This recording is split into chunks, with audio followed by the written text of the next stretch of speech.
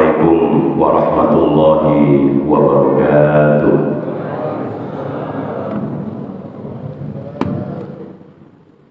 Alhamdulillahirabbil alamin.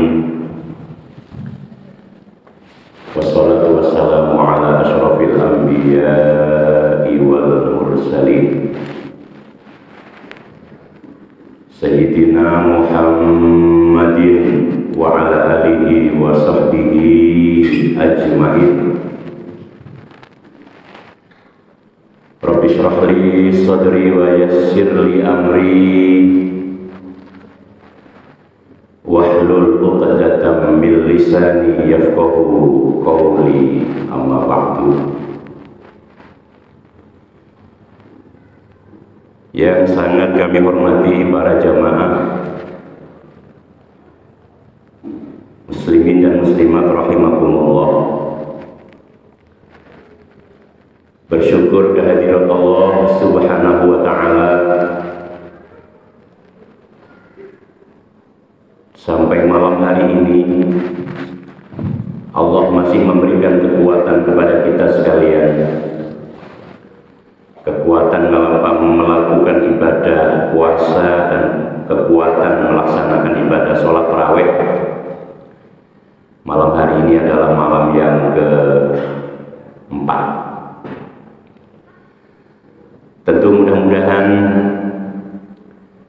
puasa kita, tarawih kita, juga ibadah-ibadah yang lain diterima oleh Allah Subhanahu wa ta'ala. Amin. Allahumma amin. Hadirin wal hadirat, Bapak Ibu jamaah rahimakumullah. Di dalam bulan Ramadan kali ini, mari kita jadikan momentum untuk memperbanyak amal-amal ibadah, amal-amal solih. Bagaimana caranya agar supaya kita bersemangat untuk melakukan amal-amal ibadah, amal-amal solih? Maka jadikan Ramadan kali ini bagaikan Ramadan yang terakhir.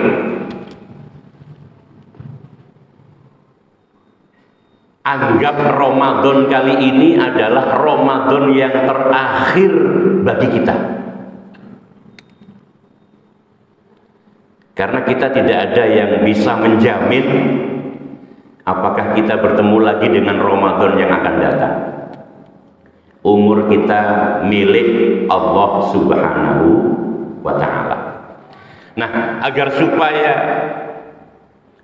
hati kita, diri kita lebih bersemangat di dalam melakukan ibadah, baik itu ibadah yang hubungannya dengan Allah maupun ibadah yang hubungannya dengan sesama manusia, maka tidak ada salahnya kalau Ramadan kali ini kita jadikan Ramadan yang terakhir buat kita. Tapi tentu kita tetap berharap, berdoa kepada Allah, mudah-mudahan umur kita dipanjangkan oleh Allah Subhanahu wa ta'ala, bertemu lagi dengan Ramadan yang akan datang, bertemu lagi dengan Ramadan yang akan datang. Untuk lebih menyemangati diri kita, itu mungkin yang perlu kita lakukan. Nah, kenapa kita harus bersemangat? Apakah itu puasanya harus semangat, tarawihnya harus semangat? Mohon maaf, tradisi di masyarakat kita, kebiasaan di masyarakat kita, di warga kita, masjid-masjid dan musola-musola itu ramainya hanya tanggal 1 sampai tanggal 10 Ramadan. Tengriki nggih ngoten ta? Mboten nggih. Iki biasanya di tempat-tempat yang lain. Mudah-mudahan ten ngene ngriki mboten lah nggih. Nurul Iman iki luar biasa, beda dengan yang lain. Di tempat-tempat yang lain begitu sudah tanggal 10 Ramadan, jamaah niku pun kali separuh. Nggih. Begitu tanggal 15 Ramadan, 20 Ramadan pun kari telung sok. Begitu 25 Ramadan, 27 Ramadan kari sak sok. Nggih, tanggal 29 Ramadan imame ijenan, Pak. Makmume gak ono. Niki ten ngene masjid kula niki lho nggih, bukan di Nurul Iman nggih. Mudah-mudahan Nurul Iman terus semangat sampai akhir Ramadan. Amin Allahumma. Harus kita akui dan harus kita sadari kebiasaan warga masyarakat Pulau Kali Panjenengan masih demikian. Ya, tarawihnya hanya semangat pada awal Ramadan saja, tapi menjelang pertengahan apalagi di akhir Ramadan roto-roto masjid musola niku kosong. Nah, tapi beda dengan apa yang terjadi dan kita saksikan di Mekah dan Madinah, Masjidil Haram, Masjid Nabawi. Mengapa di Masjidil Haram, di Masjid Nabawi semakin akhir Ramadan jamaahnya semakin membeludak, bahkan tidak cukup meluber. Masjidil Haram itu meluber sampai di halaman, Masjid Nabawi meluber sampai di halaman. Mengapa? Karena orang-orang yang ada di sana dari seluruh penjuru dunia bersemangat untuk beribadah kepada Allah Subhanahu wa Ta'ala. Kuncinya semangat di dalam melakukan ibadah. Ya, harus kita akui memang ibadah di sana lebih banyak pahalanya dibanding dengan masjid-masjid di luar Masjidil Haram, di luar Masjid Nabawi. Harus kita akui memang.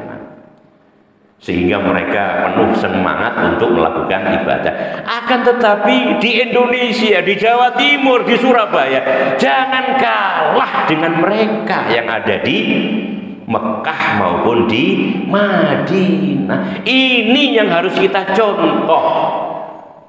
Semangat beribadah ini yang harus kita tumbuhkan di lingkungan kita. Di Masjid Nurul Iman ini sampai tanggal 30 Ramadan jangan sampai kosong jamaahnya.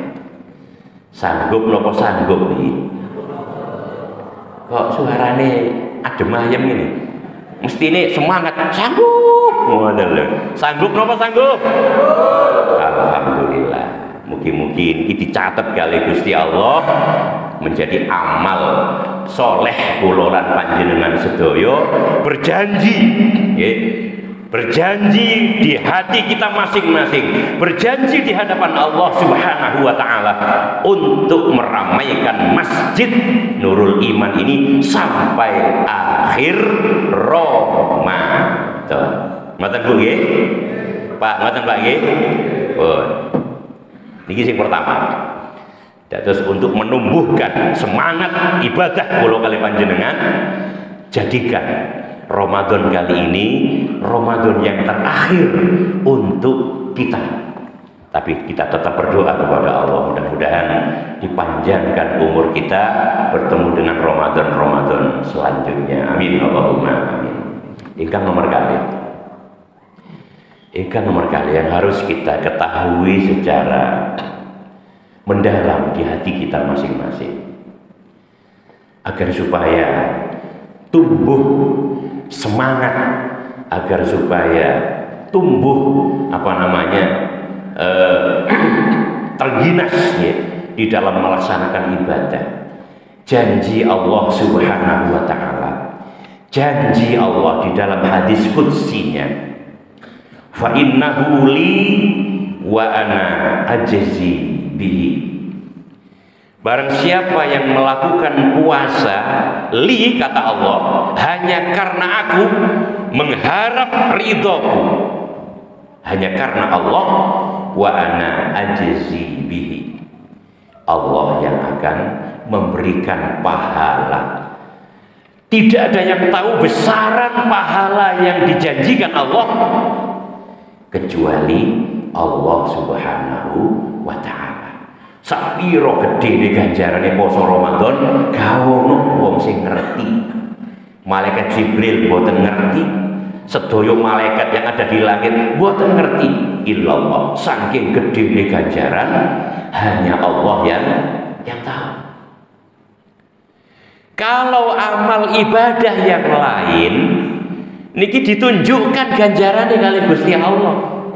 Ini sholat berjamaah 27 derajat dibandingkan dengan sholat sendirian.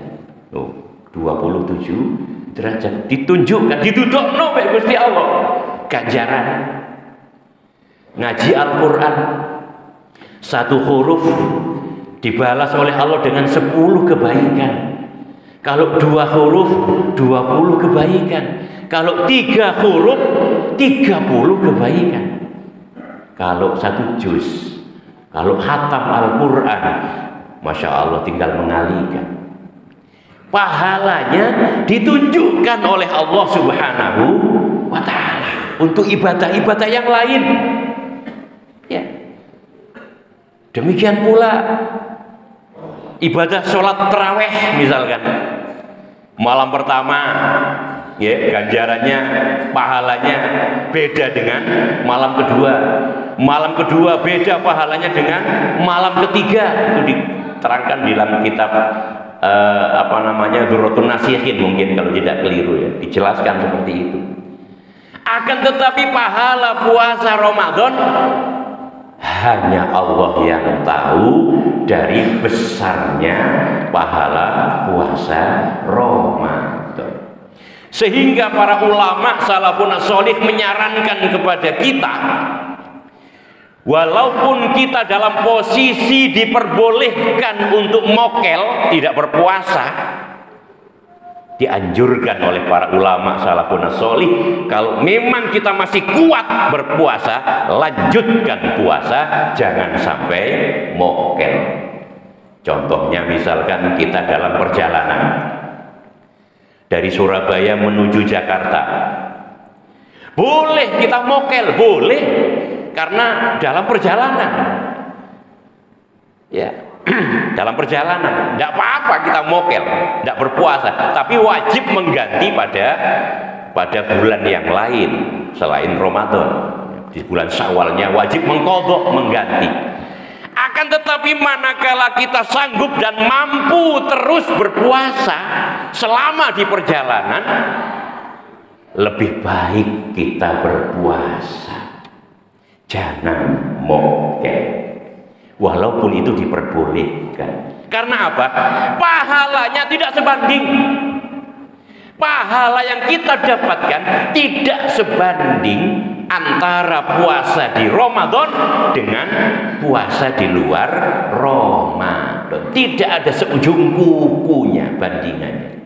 Makanya para ulama, para kiai menganjurkan, walaupun kita diperbolehkan mokel, akan tetapi kalau masih kuat, kita dianjurkan untuk tetap berpuasa di bulan Ramadan. Sakit juga demikian. Kalau masih kata dokter, oke, tidak apa-apa puasa, kita tetap puasa.